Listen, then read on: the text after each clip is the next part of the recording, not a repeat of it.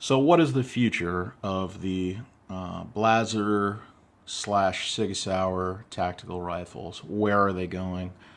Well, the everything really hinges, I guess, on the decision of Sig Sauer to regain its export license, which I'm sure they will at some point. Sig USA, which is not affected by any of that stuff, obviously can't produce this rifle. It's cost too much, I guess, to tool up to produce it here in the United States. It's also a very special, rarefied kind of rifle, and only Blaser in Germany can make it. Blaser USA could try to import it under a different scheme, but we don't know if that's ever going to happen. There is a Blaser product that kind of takes up where these rifles left off, and that is the new Blaser R8 long range.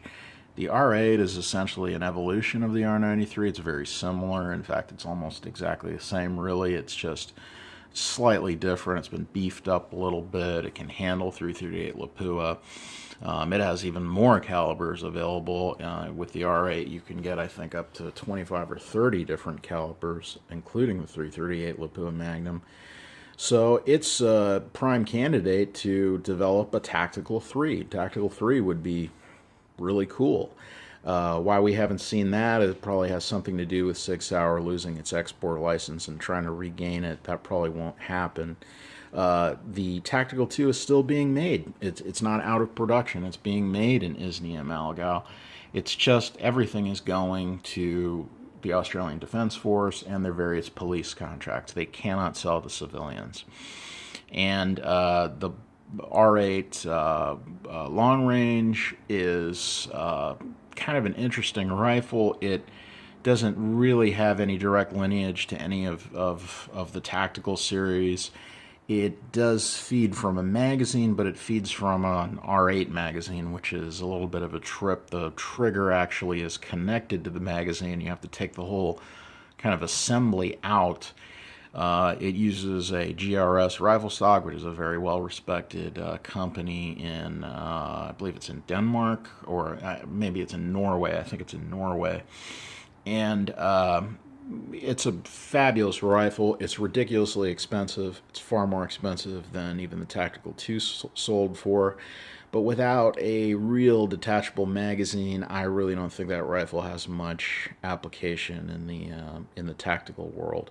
It's just kind of a non-starter to have the trigger removed with the magazine. It just doesn't make any sense. But it's a fabulous long-range rifle, extremely accurate, has all of the accuracy qualities of a Blaser. So that's basically where we leave off. It's unfortunately the story ends in limbo. We just don't know what the next step is.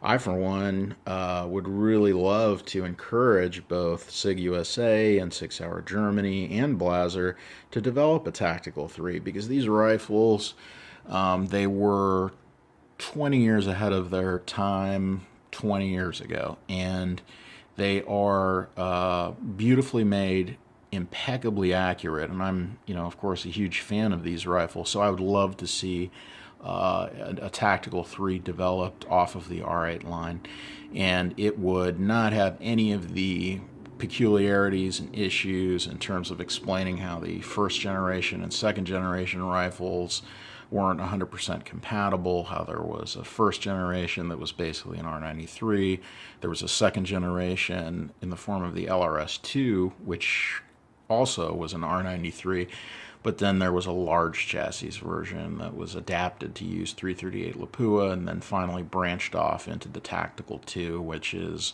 essentially its own platform.